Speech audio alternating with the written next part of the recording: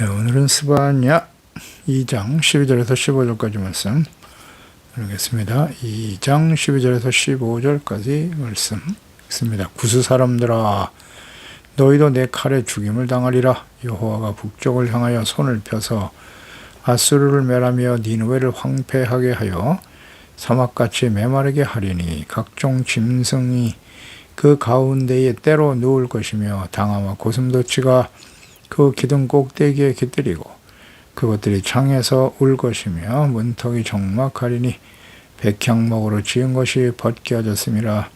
이는 기쁜 성이라. 염려 없이 거주하며 마음속에 이르기를 오직 나만 있고 나 외에는 다른 이가 없다 하더니 어찌 이와 같이 황폐하여 들짐승이 엎드릴 곳이 되었는고.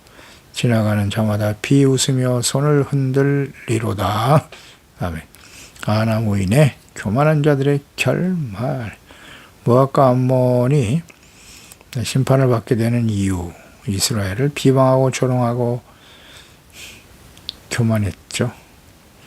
가나안 땅에 들어가는 과정에서 대적했다는 사실도 하나님은 기억하고 언급하셨습니다. 역사 속에 또 지속적으로 이스라엘이 어려움을 당하거나 약해질 때 비방하고 조롱했던 대적이 되었습니다. 이처럼 형제와 이웃을 비방하고 조롱하고 대적하는 교만한 자들에 대한 하나님의 보응, 심판, 행한 대로 갚아주시는 하나님이십니다. 그래서 모압과 암몬이 소돔과 고모라와 같이 심판을 당하게 될 것이고 그 말씀대로 이루어졌습니다. 역사 속에 성취되었습니다. 하나님의 언약의 백성과 구원받은 하나님의 자녀들을 조롱하고 무시하고 학대하는 자들은 하나님께 대한 대적이에요. 하나님을 조롱하는 것이죠. 그것이 교만이고 하나님을 대적하는, 또 하나님의 그 교만한 자들을 어떻게 심판하시는가 자세히 말씀하고 있죠. 이어서 이제 12절에 구스 사람들입니다. 너희도 내 칼에 죽임을 당할 것이다. 구스는 에티오피아입니다. 이집트 남부에 위치한 에티오피아가 구스입니다. 홍해 인근 지역이죠. 이곳에서는 오래전부터 히브리인들이 많이 거주하며 살았어요. 구스는 함의 아들입니다. 창세기 10장 6절에 함의 아들은 구스와 미스라임과 북과 가나안이요. 가나안 7족속이 다 함의 자손이고요. 미스라임, 붓, 구스, 아프리카 북부 지역에 있는 나라들 전부 함의 후손들입니다. 그러니까 구스에 대한 심판은 다른 사람을 통해서, 선지자를 통해서도 끊임없이 예언되었죠. 특히 구스는 그 말 자체가 검다라는 의미를 가지고 있어요. 구스, 검다, 검은 아들이었다. 그 검은 자손들이 아프리카의 종족이 된 것으로 보이죠. 구스는 에스겔 30장 4절 5절 에스겔 선지자를 통해서도 하나님 말씀하셨어요. 애굽에 칼이 임할 것이다. 애굽에서 죽임당한 자들이 엎드러질 때에 구스에 심한 근심이 있을 것이고 애굽에 무리가 잡혀가며 그 터가 헐릴 것이고 구스와 붓, 룩과 모든 섞인 백성과 굽과 및 동맹한 땅의 백성들이 그들과 함께 칼에 엎드러질 것이다. 말씀하셨죠. 이렇게 선지자들을 통해서 하나님께서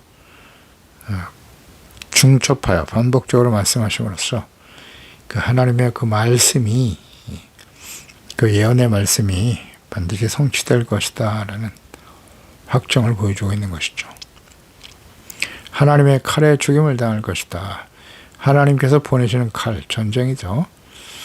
여섯 13절에 여호와가 북쪽을 향하여 손을 펼 때 아수르를 멸하며 니느웨를 황폐하게 하여 사막같이 메마르게 할 것이다.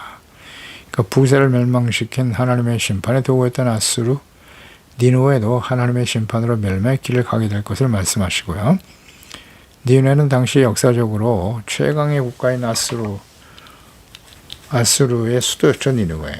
그러니까 니느웨의 관계시설은 절대로 물이 마르지 않을 정도로 완벽한 시설이었다고 하죠. 그러나 하나님은 손을 펴서 아수르, 또 니느웨를 마치 사막처럼 황량하게 만들어 버릴 것이다 라는 말씀을 하셨어요.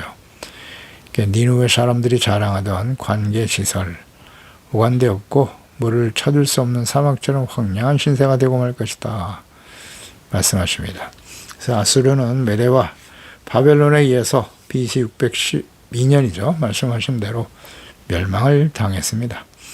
이 아수르는 심판의 도구임을 깨닫지 못하고 이스라엘을 침략하고 하나님을 모욕하고 이스라엘 백성들을 본토에서 포로로 끌고 가서 이방인들을 오히려 사마리아에 채우는, 이스라엘에 채우게 하는 일을 행했고 끊임없이 우상 숭배를 강요했죠.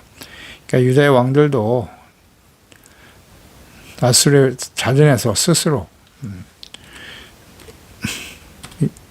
아수르의 우상들을 섬겼습니다. 열왕기하 16장 11절 이하에 보면 히스기야의 아버지였던 아하스 왕이죠. 아하스 왕이 다메섹에서 돌아오기 전에 제사장 우리아와 아하스 왕이 다메섹에서 보낸 대로 우리아가 모두 행하여 제사장 우리아가 제단을 만들었다. 아수르에 가서 아하스 왕이 그들의 제단을 보고 크게 감동을 받았어요. 우리도 이런 제단을 세워야 한다. 제사장 우리아에게 시켰고 그는 그대로 만들었어요. 우상의 제단을 하나님의 산 앞에 세웠단 말이에요. 어리석은 제사장 아하스 왕, 그 왕이 다메섹에서 돌아와 제단을 보고 제단 앞에 나아가 그 위에 제사를 드렸다. 어리석은 아하스, 제사장들의 부패와 타락. 그래서 결국 멸망의 길을 가게 되는 거예요. 그러니까 아수르는 북이스라엘을 과도하게 멸망시켰고 교만한 그들도 행한 대로 하나님이 심판하신 것이죠. 그러니까 하나님의 또 다른 심판의 도구인 바벨론에 의해서 멸망당하여 니느웨 사람이 거하지 못하게 하셨다. 바벨론에 의해서 니느웨도 사람 살지 못하는 땅이 되어버렸다는 거죠. 그러니까 나훔 선지자를 보내셔서 니느웨의 심판에 대해서도 자세하게 증거하셨습니다. 나훔 3장 7절에 그때 너를 보는 자가 다 내게서 도망하며 이르기를 니느웨가 황폐하였도다. 누가 그것을 위하여 애곡하며 내가 어디서 너를 위로할 자를 구하리요 하리라. 나훔, 특히 니느웨 아수르의 멸망에 대해서만 집중적으로 하나님의 그 예언의 말씀을 전하게 하셨습니다. 니느웨, 아수르 결국 멸망의 길을 가고 말죠. 14절에 각종 짐승이 그 가운데 때로 누울 것이고 당하 고슴도치 기둥 꼭대기에 깃들이고. 그러니까 아수르 니느웨가 멸망을 당해서 사람 살 땅이 되지 못하고 짐승들이 꼭대기에 깃서 살고 창에서 울부짖고 백향목은 완전히 다 벗겨져 없어지고 말이죠. 이런 모습을 지금 하나님은 보고 계시는 거예요. 황폐하게 적막한 짐승의 땅이 되어버린 니느웨를 보시고 지금 미리 말씀하고 계시는 거죠. 강력한 제국답게 아수르와 니느웨는 최상의 문명을 유지하고 있었어요. 그래서 그들의 도시는 백향목으로 치장되어 있었습니다. 그러나 하나님의 심판에 행해진 후의 모습은 황량함과 적막함 그 자체입니다. 상상도 못할 일이죠. 그 강력한 아수르가 적막한 사람 하나 살 수 없는 짐승의 땅이 되어버렸다니 말이죠. 그러니까 니느웨는 수많은 사람들이 왕래했던 상업, 무역과 교통의 중심지였습니다. 그러나 하나님의 심판으로 인해 각종 야생 짐승들의 서식처가 되어 버렸습니다. 그렇게 될 것이라고 하셨고요. 이루어졌습니다. 결국 니느웨 성은 도저히 사람이 거할 수 없는 황폐한 곳이 되고 말았습니다. 이 예언의 말씀 성취되었어요. 그러니까 모든 제국들, 즉 욕심과 교만으로 가득해서 주변 나라들을 무참히 살육하고 수탈하는 악을 행하며 교만한 자들은 반드시 하나님의 진노의 심판을 받게 된다는 사실. 이건 역사가 증명하고 있고요. 제국의 역사를 잘 보세요. 그 강력한 제국들이 어떻게 멸망해 가는가. 그 제국들의 결말이 어떠한지를 우리는 역사를 통해서 확인할 수 있습니다. 그 역사는 하나님이 주인이세요. 인류 역사를 주관하시는 분 하나님이십니다. 그러니까 불의와 욕심과 교만으로 쌓아올린 부와 권력, 나라 영원히 지속될 것 같지만 반드시 하나님의 공의 심판으로 멸망의 길을 가게 됩니다. 이것은 뭐 불변의 진리와 교훈이에요. 그 강력했던 헬라, 그 이후에 로마 보세요. 멸망당하고 말죠. 강력한 나라들 다 망합니다. 뭐 오스만 터키도 그랬고 징기스칸으로 세워진 제국들 다 무너집니다. 다 무너져. 해가 지지 않는 나라라고 자랑했던 영국, 겨우 다 쇠퇴하고 말았잖아요. 그 일로 인해서 그냥 세계 1차, 2차 전쟁을 치르면서 수천만 명이 죽어가고, 욕심 때문에, 교만 때문에 서로 그런 엄청난 전쟁과 살상을 임하게 되는 겁니다. 다 멸망당했죠. 그래서 불의와 욕심으로 쌓아올린 부와 권력, 나라 반드시 멸망의 길을 갑니다. 아수르의 멸망의 원인 15절이죠. 기쁜 성이라 염려할 것이 없다. 그렇게 거주하며 살았어요. 마음속에 이르기를 오직 나만 있고 나 외에 다른 이가 없다. 자신이 가장 강력한 나라고 자신들 이외에는 존재할 가치도 없는 그런 나라와 민족이라고 생각하면서 아주 교만방자했어요. 나 외에 다른 이가 없다고. 자신들이 성취한 제국, 막강한 군사력, 지혜와 전력과 전술, 경제적인 신문화 등 이웃나라의 침공을 받아 본 일이 전혀 없었죠. 강력한 국가로 주변 나라들로부터 조공을 받기도 했죠. 그래서 그들은 기쁨의 성이라 그랬어요. 모든 것이 풍족하고 강성한 그들은 오직 기쁨과 행복이 넘쳐날 것이라고 생각했죠. 영원할 것이라고 생각했을 거예요. 넘치는 기쁨을 누리며 살았다. 그러나 그 기쁨은 자신의 욕망이 성취됨으로써 주변 나라들을 약탈하고 빼앗아 누리는 쾌락이었죠. 하나님을 알지 못하는 사람들이 추구하는 세속적인 기쁨, 그건 다 쾌락입니다. 진정한 기쁨이라 할 수 없어요. 하나님의 자녀와 백성들이 추구하는 기쁨은 그것과는 본질적으로 다릅니다. 하나님과의 만남, 교제, 죄를 회개하고 용서받고 의가 회복됨으로써 주어지는 하나님이 주시는 기쁨이에요. 이것은 근본적인 영적 기쁨이고 절대 사라지지 않아요. 이 기쁨은. 이것이 하나님의 나라의 특성이지요. 로마서 14장 17절에 하나님의 나라는 먹고 마시는 것이 아니다. 먹고 마시고 즐기고 그런 쾌락이 아니에요. 오직 성령 안에서 주시는 의와 평강과 희락이라고 하셨죠. 하나님이 왕이 되어 다스리시는 하나님의 나라의 특성이에요. 죄사함 받고 의롭다므로도 의가 수반이 될 때 주어지는 기쁨과 평안이에요. 의롭지 않은 불의와 악을 행하면서 세속적인 부와 명예와 쾌락을 추구하는 것, 그건 진정한 기쁨이 아닙니다. 그 안엔 평안이 없어요.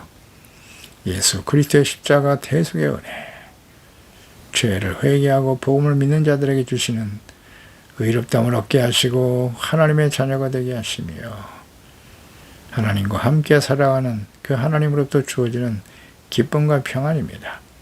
이런 사람들은 항상 기뻐할 수 있어요. 이런 기쁨을 누리며 우리는 살아가고 있나요? 아니면 세속적인 거짓된 기쁨인 자신의 욕망과 소원을 성취하려고 하는 세속적인 쾌락에 목말라 하며 살아가고 있지는 않습니까? 그런 기쁨조차도 우리 마음속에서 사라져버린 지가 오래되진 않았나요? 예. 기쁜 뜻으로 하나님을 섬겨야 돼요. 기쁜 뜻으로. 형식적으로 어쩔 수 없이 자신의 유익을 위해서 이루어 주시면 좋아하고 자기의 뜻대로 이루어지지 않으면 하나님 자체를, 존재 자체를 부인하고 끊임없이 하나님을 시험하는 그런 그 어리석은 자녀들의 모습은 아닌가요? 아수르 제국이 누렸던 기쁨을 추구하는 자들 모두 다 아수르와 같이 멸망의 길을 가게 될 것이다. 이것이 오늘 말씀이 우리에게 주는 교훈이지 않습니까? 마음속에 이르기를 오직 나만 있고 나 외엔 다른 이가 없다 하더라. 아수르가 하나님의 심판을 받을 수밖에 없었던 강력한 이유죠. 교만입니다. 이것은 한마디로 말하면 안하무인이죠. 내 눈 안에 사람이 없다는 뜻이죠. 아주 방자하고 교만하고 다른 사람들을 업신여기는 말입니다. 자신 이외에는 아무도 없다는 거예요. 안하무인. 자신이 가장 강력하고 위대하고 옳고 진리라고 여기는 교만의 극치죠. 그러니까 다른 사람들을 지배하고 억압하고 무시하며 멸시하는 대상이라고 생각하는 거죠. 따라서 하나님도 결코 인정하지 않습니다. 하나님도 그들에게는 고려 대상이 아니에요. 아주 완악하고 교만한 인본주의. 그들은 당시의 모든 나라들을 지배하고 통치하게 되자 아주 심각한 교만에 빠지게 된 것이죠. 아주 심각한 교만입니다. 아수르는 만군의 여호와를 인정하지 않았죠. 오직 자신만이 존재할 뿐이다 라고 생각한 것입니다. 그러므로 아수르는 하나님의 심판으로 인해 멸망당하여 짐승의 거처가 되며 사람들의 조롱거리가 될 것이다. 북이스라엘을 멸망시키고 유다 왕 히스기야를 침공했던 아수르 산헤립 한번 볼까요? 왕하 18장 30절 이하에 히스기야가 너에게 여호와를 의뢰하람을 듣지 말라. 그가 이르기를 여호와께서 반드시 우리를 건지실지라 이 성읍이 아수르 왕의 손에 함락되지 아니하게 하시리라 할지라도 너희는 아수르의 말을 듣지 말라고 합니다. 아수르 왕의 말씀이 너희는 내게 항복하고 내게로 나오라. 그리하고 너희는 각각 그의 포도와 무화과를 먹고 또한 각각 자기 우물의 물을 마시라. 민족의 신들 중에 어느 한 신이 그의 땅을 아수르의 왕의 손에서 건진 자가 있느냐? 하마카 아르바스의 신들이 어디 있으며? 이렇게 하나님을 멸시하고 조롱합니다. 북이스라엘이 멸망을 당했으니까요. 북이스라엘이 멸망당한처럼 유다 너희들도 멸망당하고 말 거야. 너희들이 하나님 여호와는 절대 우리의 신들과 대적할 수 없다는 거예요. 이거 완전히 하나님을 조롱하고 멸시하는 말과 행동을 했습니다. 자, 이러한 교만한 자들, 하나님을 무시하고 대적하는 자들은 반드시 멸망당합니다. 수치를 당하게 됩니다. 어찌 이와 같이 황폐하여 들짐승이 엎드릴 곳이 되었는고 지나가는 자마다 비웃으며 손을 흔들게 될 것이다. 그렇습니다. 이런 교만한 자에 대한 하나님의 보응이죠. 그 강력한 아수르 제국이 말입니다. 황폐하여 들짐승의 거처가 되고 말았고 사람들이 다 비웃으며 손을 흔들어 버렸어요. 수치와 멸시를 당하게 될 것이다. 저희 말씀을 잘 묵상해야 됩니다. 의를 추구하지 않고 하나님의 자녀 백성들이 불의와 악을 행하고 그 아수르 그 당시에 강력한 힘을 가진 제국이었잖아요. 그들의 삶을 본받고 부러워합니까? 하나님을 버리고 어떻게 될까요? 그들과 함께 멸망당하는 거예요. 아수르가 그렇게 됐고 바벨론에 의해서 유다도 그와 같은 길을 갔고 바벨론 또한 교만함으로 무너지죠. 교훈을 얻어야 됩니다. 왜 우리가 세속적인 힘을 가진 자들의 종이 되어 그들의 불의와 악을 행하고 재물을 우상으로 섬기고 자기 자신 나 외엔 다른 이가 없다고 말하는 교만한 자들의 편에 서서 말입니다. 눈앞에 보이는 썩어져 버릴 이익을 위해서 그들의 종이 되어 우상 숭배자가 되어 살아갈 수는 없지 않습니까? 우리가 하나님의 자녀인데 그렇게 얻어지는 기쁨은 기쁨이 아니에요. 가짜입니다. 잘 한번 묵상해 보세요. 나는 무엇으로 기뻐하며 살아가고 있습니까? 기도하겠습니다. 하나님 아버지, 오늘도 주의 말씀을 통해서 하나님의 자녀와 백성들이